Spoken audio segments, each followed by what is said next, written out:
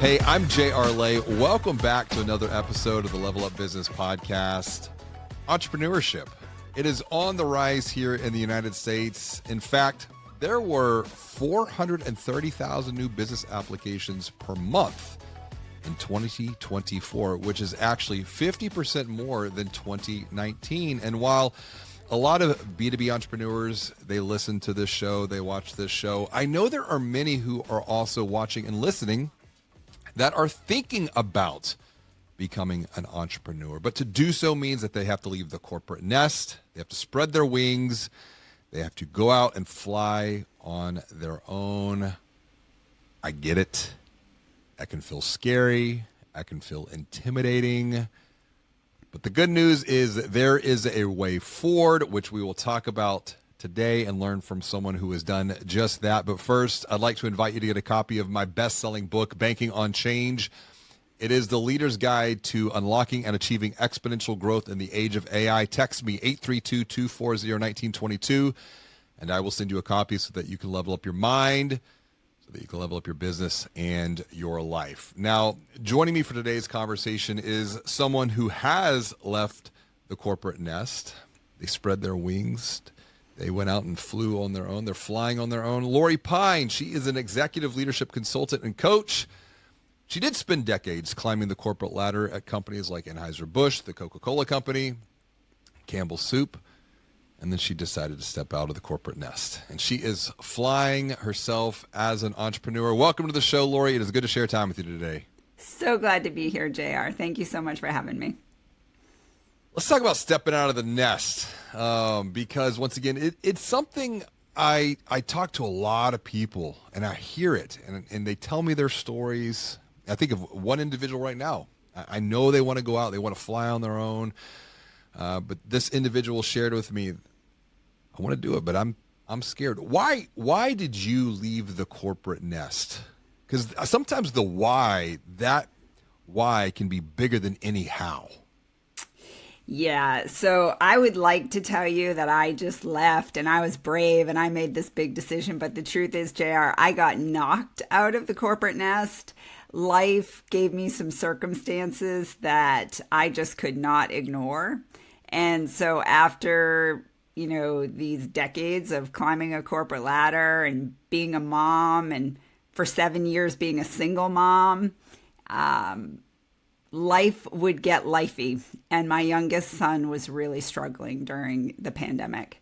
And so I actually felt like I was at a crossroads and chose to leave based on a need to become a stay-at-home mom when my youngest son was 17 years old.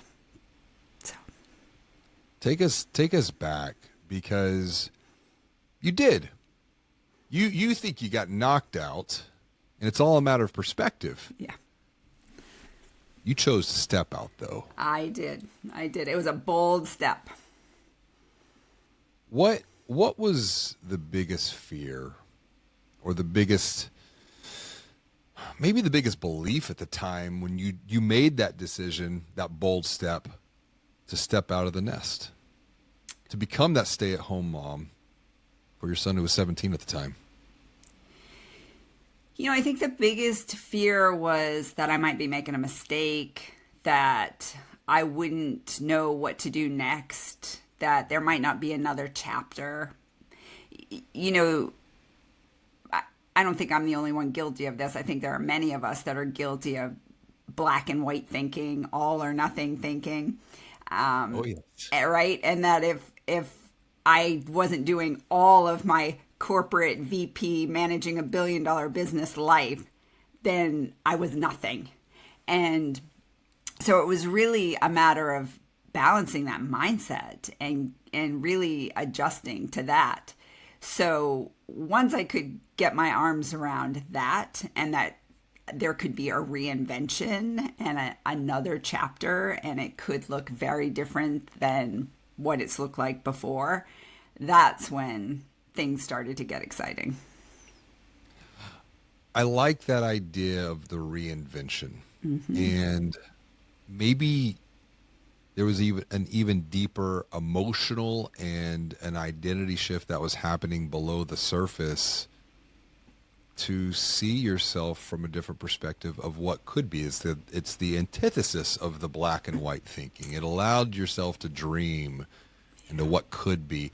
How did you navigate that transition, first and foremost, just for yourself? Because you came, like you said, running $1 billion business, to then stay-at-home mom, to then what could be. What could be as an entrepreneur. Yeah. So I had the wherewithal to hire a coach of my own. And, she was instrumental in helping me with some of this thinking. In fact, we went through a lot of work on purpose, dreams, and legacy. And I had been so busy with my head down, doing the work and doing the hustle and the grind, that I had not given myself permission to do any of that sort of thinking, any dreaming, any purpose, any legacy, and to really roll my sleeves up and start to dream, start to think about, what's my purpose? What am I here for? What are my real talents that might be unique and different than anybody else's? Really started to open up some ideation, and some really creative juices were flowing. And so it really became an exciting time to think about what could be possible outside of these boxes that I had put myself in for so long.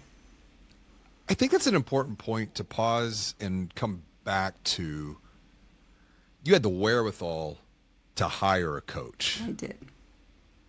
And the reason I want to come back to that point is I think about my own personal entrepreneur journey. It took me a decade to figure that out. And it was a decade with a lot of pain and struggle, fighting battles. And if I look back, a lot of that pain could have been avoided had I had the awareness to get some outside perspective.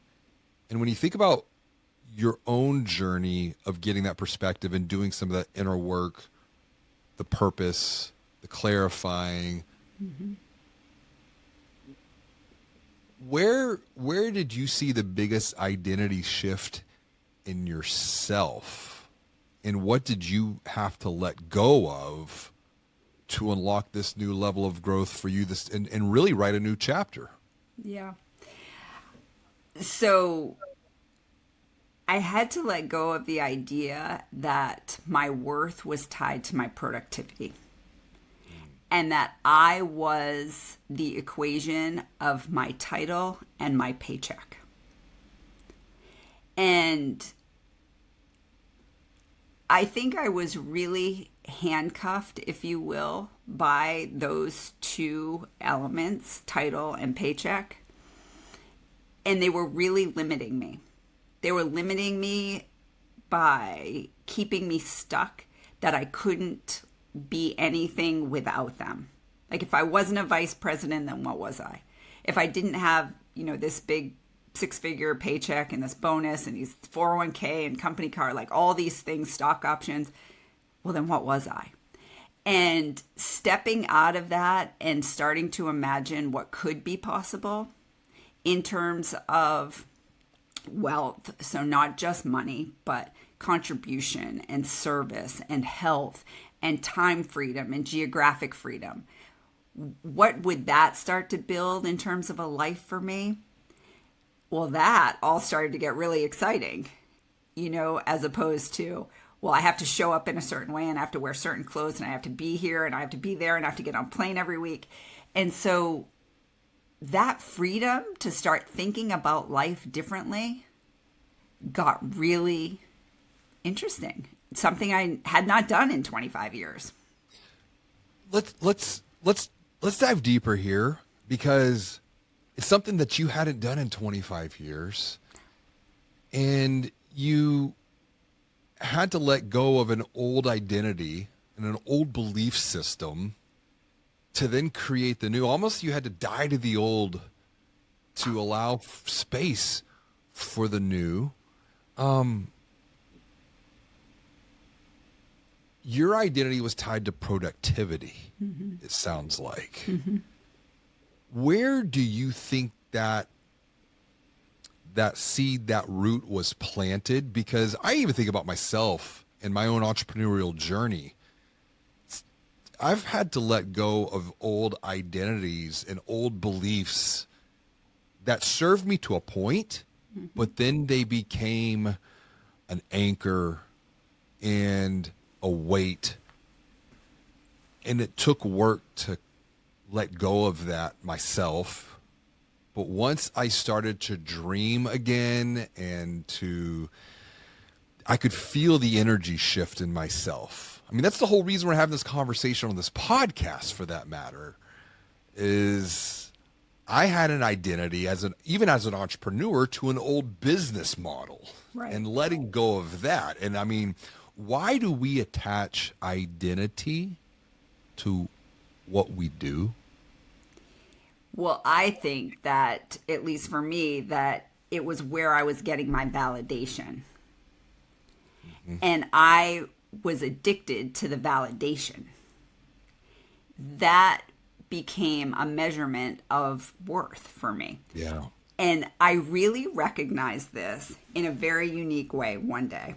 I was at the aquarium with my children, and the sea lion comes out onto the stage, and everybody claps, and then the person who works at the aquarium, whatever they're called, gives the sea lion the fish. And the sea lion bows, and the sea lion claps his hands, and the sea lion performs, and then the sea lion gets more fish. And I felt like I could identify with the sea lion. That's what I was doing in my own life. Let me perform.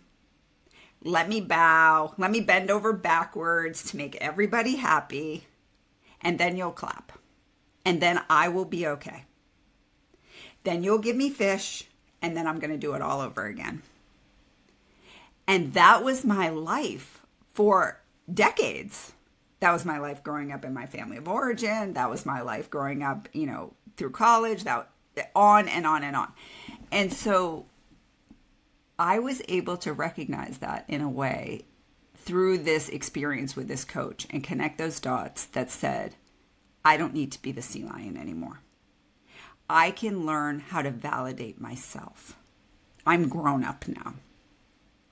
I can start to do work that has a greater purpose than just a paycheck, than just a commodity exchange. And when I really lean into the purpose of what that work is, all of the rest will take care of itself. Yeah. And I can clap for myself. Is the validation thing, because I've been there, like literally I have been the sea lion on stage as a keynote speaker talking to thousands of people, not realizing, and this is going back about a decade at this point, but I was doing a lot of speaking. I've done a lot of speaking since then, but it's been from a different place. Yeah. Before it was the validation. I go on stage, people clap for me, and I'm like, yes, throw me the fish and I'll do it again. Yeah. And it was my wife, Delina, who yes, she was calling me out on my bullshit. She saw right through it. She was like, you're just going to seek your validation and get your little dopamine hit. And I'm like, no, but she knew it. She could feel it. Yeah. Is the validation, though, could we maybe exchange that word for valid? Like you said, you're validating yourself, you're clapping for yourself, but could it be you're loving yourself? No. Here's why. Here's why Delina's right. Here's why Delina's correct. Because when we're doing it for validation, it's inauthentic. It doesn't serve a higher good. But when you're standing on stage and you're delivering a message that you hope one person in an audience of 1,000 or 10,000 or a stadium full will hear and benefit from, if just one person takes away one part of your message and is better for it, that's giving service. That's giving from a place of, I am here to give. And it's okay if nobody claps. It's okay. Your point on authenticity, it cannot be understated as we are moving into this age of AI and artificial intelligence. And I'm just seeing between the lines and maybe looking at this from a different perspective. I'm like, no, it's not just the artificial intelligence. It's the authentic intelligence that people long for, first and foremost within themselves, and then to be able to share that with others, which is, you're sharing your story. You worked with a coach yourself, and you're transforming now your past experience to go and help others who are struggling with some of the same things that you struggled with before. You're working with women in leadership roles to help them, and I'm going to quote you, rewrite. See, even me, I do all the speaking, do all this talking, I still, and I've talked about this. Like, I did speech therapy as a kid. I still get tongue twisted from time to time. You help them rewrite their old, worn out stories. Yeah. What are the stories that you hear from the work that you're doing with these executives that are keeping them trapped, that are keeping them stuck? It's an old belief. It's an old identity. What do you keep hearing coming up time and time again? That, to your point, maybe if there's just one person who's watching or listening to this, you're going to connect with them in a very deep way. What do you hear? So I just heard it this morning on an onboarding call with a new client. It's that I can't speak up. Doesn't matter how smart I am. Doesn't matter how many times I've been promoted. There's smarter people in the room than me, so I just need to listen. I hear that they need to people please. But the truth is, people pleasing pleases nobody. So in the end, all you've done is make a mess. They hear that in order to really be successful, they need to give so much of themselves that there's nothing left at the end of the day, which is a lie. And they hear that in order to continue to get up the corporate ladder, that they need to continually sacrifice and continually say yes, when what they really mean is to say no. And to say yes to the right things. That's super interesting, this point on sacrifice, because this came up in a recent conversation with Chris Walker. He was talking about how he took his firm, I think, to about $20 million,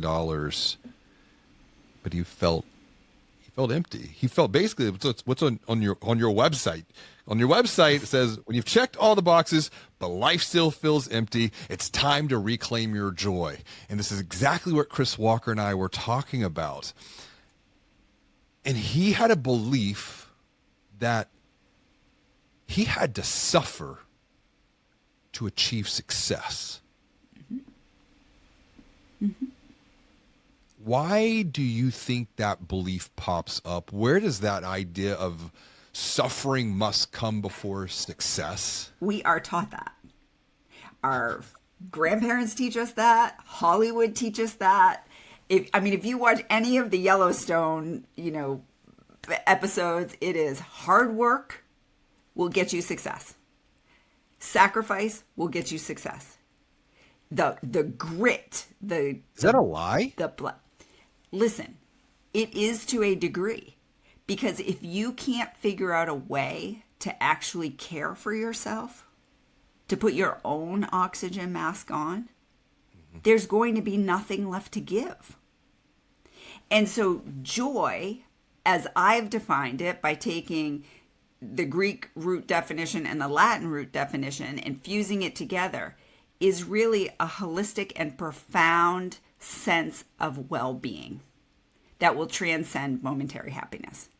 And so if you think about joy in that sense, you're just in a state of well-being. We all need to be in a state of well-being. So let's unpack this as a path forward, because I like the way you frame this up, the state of well-being. And I think about, there are 5 dimensions of wellness, of health, of wealth. There's the spiritual, there's the physical, the mental / emotional, the relational, the financial. And they're all intersected. How do we achieve this state? Because like you said, when you've checked all the boxes, but life still feels empty, it's time to reclaim your joy. How do we do this? It's as simple as making a choice. So joy lives within you. It's not something external. It's not the $10,000 vacation. It's not the, $1 million new house. We all know that those things ultimately will not bring us joy.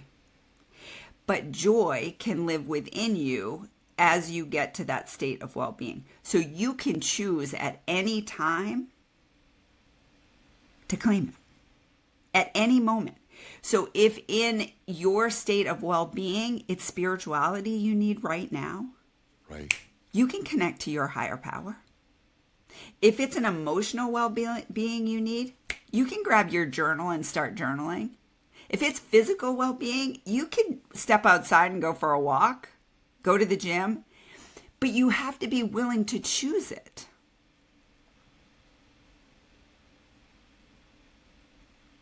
For someone who's watching or listening right now, and I like this, it's a choice. What can they do to choose joy, to reclaim joy, and take action from this conversation? Because I'm a big believer that at the end of every discussion I have, whether it's a conversation like this on the podcast or working with a B2B entrepreneur to help unlock and to amplify their unique wisdom, every single conversation I have has to end with some sort of action. Okay. So what would you recommend for someone watching or listening do next? Are you ready? To reclaim joy. Are you ready? Contrary thinking. So Love it.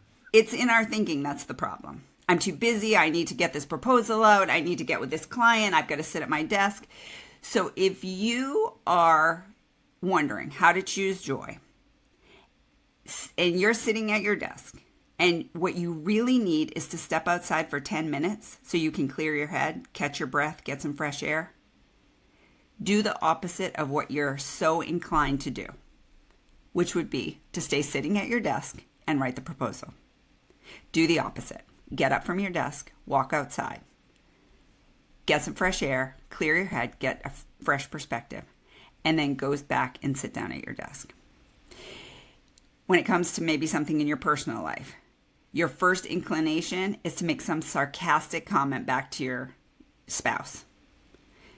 Do the opposite. Keep your mouth closed. Or maybe say something kind. And then start to see the ripple effect that has in your life. Things will start to change. As you change your thinking, you change your life. It will change. Wow.